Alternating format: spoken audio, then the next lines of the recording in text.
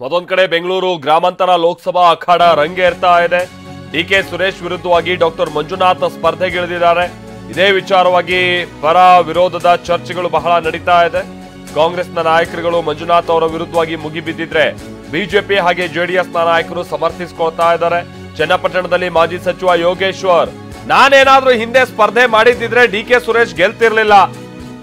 5 ವರ್ಷದ ಹಿಂದೆ ನಾನೇನಾದ್ರು ಸ್ಪರ್ಧೆ ಮಾಡಿದ್ರೆ ಡಿಕೆ ಸುರೇಶ್ ಗೆಲ್ತಾನೆ ಇರಲಿಲ್ಲ.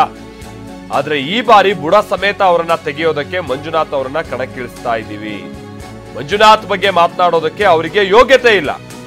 ಕಾಂಗ್ರೆಸ್ ನಾಯಕರ ವಿರುದ್ಧವಾಗಿ ಸಿಪಿ ಯೋಗೇಶ್ವರ್ ಹೀಗೆ ವಾಗ್ದಾಳಿಯನ್ನ ನಡೆಸಿದ್ದಾರೆ. ನಾನು ಹಿಂದೆ 5 ವರ್ಷದಿಂದ ಸ್ಪರ್ಧೆ ಮಾಡಿದರೆ ಸುರೇಶ್ ಇರ್ತಿರ್ಲಿಲ್ಲ.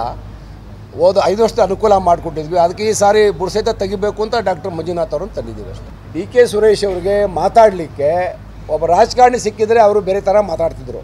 ಮಂಜುನಾಥ್ ಅವ್ರ ಬಗ್ಗೆ ಮಾತಾಡೋಕ್ಕೆ ಅವ್ರಿಗೇನು ಯೋಗ್ಯತೆಯೂ ಇಲ್ಲ.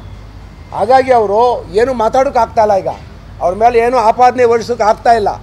ಹತಾಶರಾಗಿದ್ದಾರೆ. ಇವತ್ತು ಇಡೀ ಜನಸಾಮಾನ್ಯರು ಇವತ್ತು ಆಯ್ತು ರೀ, ಮಂಜುನಾಥ್ ಅವ್ರಿಗೆ ಭಾಳ ಅವ್ರಿಗೆ ತುಂಬ ಸುಲಭವಾದಂಥ ಅಭ್ಯರ್ಥಿ ಆಗಿದ್ದಾರೆ. ಈ ಕುಕ್ಕರು ಟೋಕನ್ನು ಪುನಃ 5,000 ಯಾಕೆ ಪೇಂಟ್ ಮಾಡಿ ಇಡ್ತಾಯಿದ್ರು, ಅದೇನೇನು ಹೌಸ್ ಹೋಲ್ಡಿಂಗ್ ಐಟಮ್ಸ್ಗಳು ಸೀರೆಗಳೆಲ್ಲ ಯಾಕೆ ಕೊಡ್ತಾಯಿದ್ರು, ಅವ್ರಿಗೇನಾಗಿದೆ ಅಂತ ಅವ್ರು ಅಷ್ಟೊಂದು ಭಾಳ ಪ್ರಭಾವವಾಗಿ ಜನಸೇವೆ ಮಾಡಿದರೆ ಕೆಲಸ ಮಾಡಿದರೆ ಯಾಕೆ ಅವ್ರು ಈ ಕೆಲಸ ಮಾಡಬೇಕು?